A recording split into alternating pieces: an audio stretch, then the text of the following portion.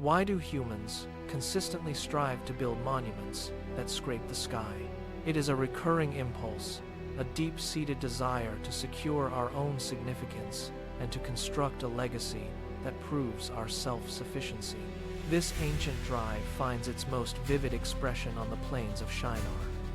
Following the chaos of the flood, humanity emerged with a singular, terrifying unity. They were no longer scattered survivors, but a collective force. They spoke one language and shared one vision, bound by a common purpose. Yet, they gathered not to honor their creator, but to challenge the very boundary between the divine and the mortal. The stage was set for an act of unprecedented defiance. "Come," they said, "let us build ourselves a city with a tower that reaches to the heavens." This was not merely architecture. It was a declaration of independence. They were stacking baked bricks toward the clouds, hoping to cement their own glory and bypass the need for God. As the structure rose, the air grew thick with human ambition. They believed that by reaching the heights, they would control their own destiny. They thought they had finally outgrown the need for divine reliance. With every layer of mortar, their pride solidified, blinding them to the fragility of their own creation. But then, a subtle, profound shift occurred. The Lord came down to see the city and the tower. It is a striking image, the Creator descending to inspect the fragile efforts of His creatures. From the heavens, the massive tower was but a speck. In an instant, the unified project collapsed.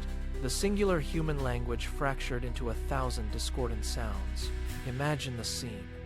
The architect shouting instructions that the laborer can no longer comprehend. The neighbor staring at a friend with sudden, alien confusion. The common ground they stood upon vanished, replaced by a wall of incomprehensible noise. The very foundation of their cooperation was severed at the root. The tower, once a symbol of human solidarity, became a testament to our inherent limitations. The construction halted, the tools were dropped, and the people, once bound by hubris, were scattered across the face of the earth. Here is the first twist. Humanity sought to reach heaven to become like gods. But in doing so, they only succeeded in revealing their own fragmentation. They built a tower to avoid being scattered. Yet, their very effort to secure themselves became the catalyst for their dispersion. Their masterpiece was left unfinished, a hollow shell of what they believed they could achieve alone.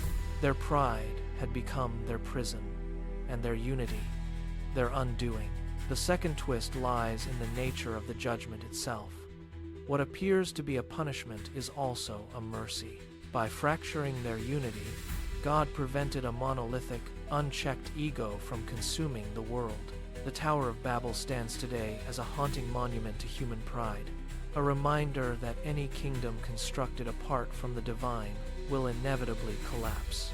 If our greatest achievements are merely bricks stacked in the shadow of eternity, what are we truly building?